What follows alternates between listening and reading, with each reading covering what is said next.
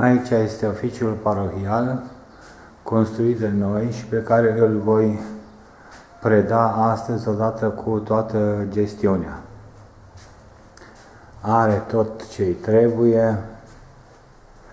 Aici așa este centrul pentru tineret pe care l-am făcut, care de asemenea este aproape de darea în folosință pentru că încă n-au putut să vină elevii la acest centru de tineret. Sistemul de supraveghere video al bisericii, încă una dintre camerele pentru copii,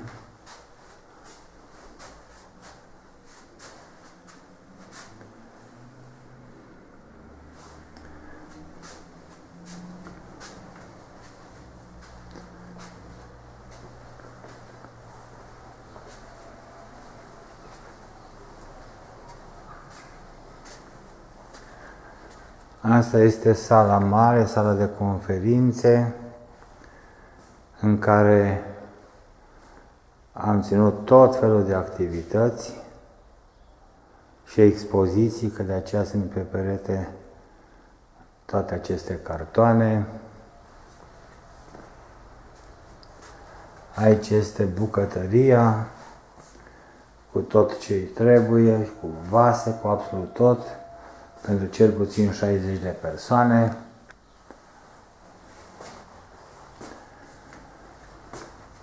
Și aici se urcă pe scările către etaj, către mansardă, unde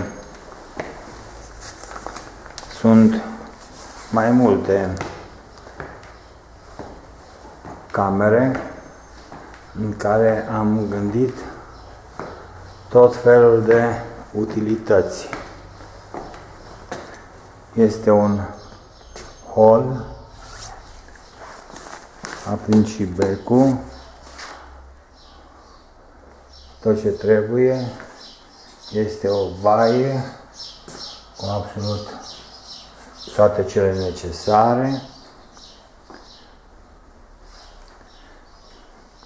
Este un dormitor cu 2 locuri, cu tot ce este necesar. Și încă unul, care la fel este utilat cu tot ce îi trebuie. Bineînțeles că există și baie de serviciu la etaj, cum este și la parter. Aici este o cameră în care am pus pentru cazii speciale, unde avem și Xeroxul și mai multe lucruri de mobilier. Aici sunt alte obiecte de inventar, icoane și toate celelalte. Și aici am mutat biroul, pentru că jos a trebuit să facem pentru copii. Aici am mutat biroul cu tot ce este necesar. Deci cam asta am reușit să facem noi. Asta predau părintelui Cornel Samuel Șendroni. Astăzi, în data de 5 iunie 2020.